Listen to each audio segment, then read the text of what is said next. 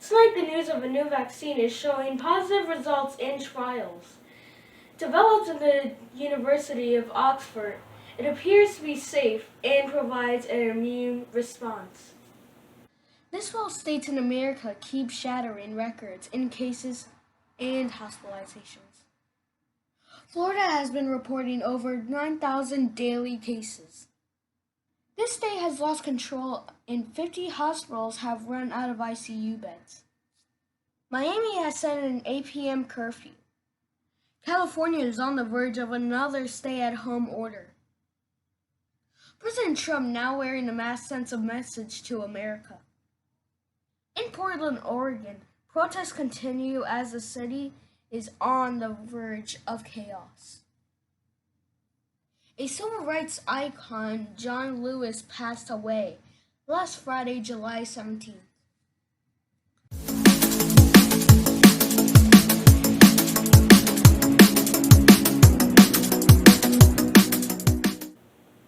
Good evening. Thanks for joining us on DLS News. I'm Douglas Leland.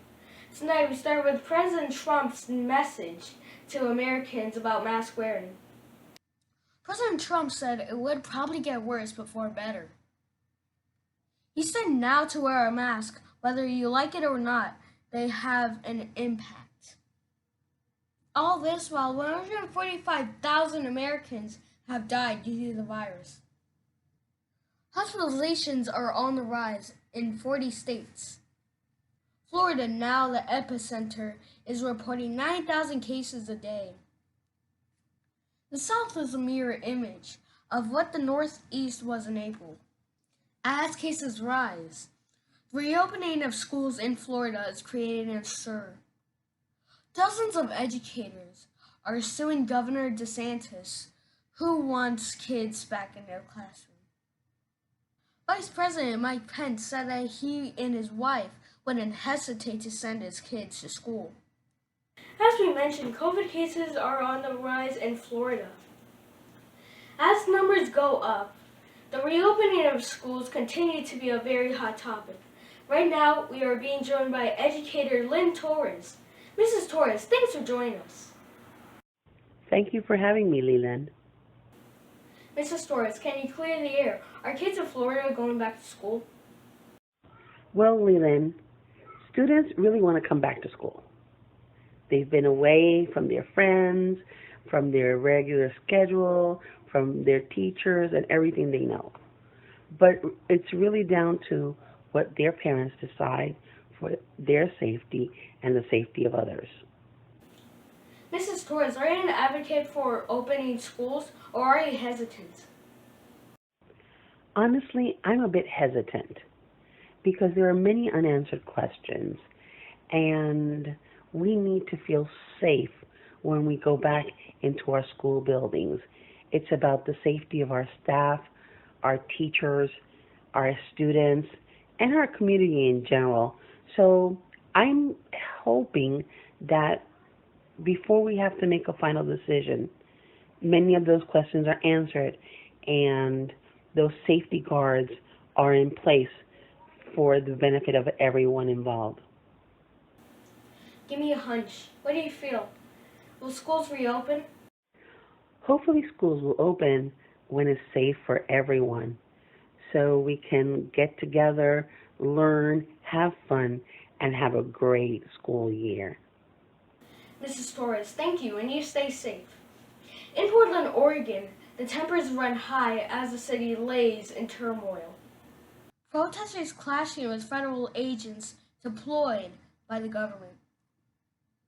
These agents are there against the wishes of the mayor and governor of Portland, Oregon. Protests have been going on for 58 days straight.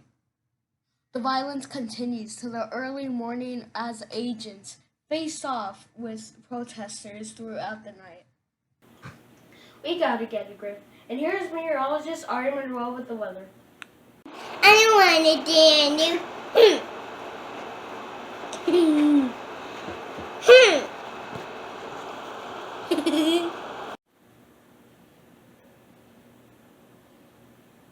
How are we okay with this? And here's Will the Sports Guy with sports. Doggy, gracias. This week in Esportes, in the NFL, the Washington Redskins have confirmed their new temporary name. They will now be called the Washington Football Team until they can find a better one. That's the best they can do? You gotta be kidding me. Major League Baseball 2020 season has officially started on Thursday. The 60-game season will be like no other. So far, out of 10,000 people in Major League, only 6 tested positive. Not bad, huh? 4 players, 2 staff members. Let's see what happens.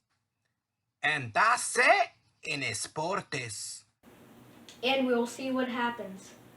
That's all for tonight, folks. Thanks for joining us on DLS News. I'm Douglas Leland. I'll see you next week.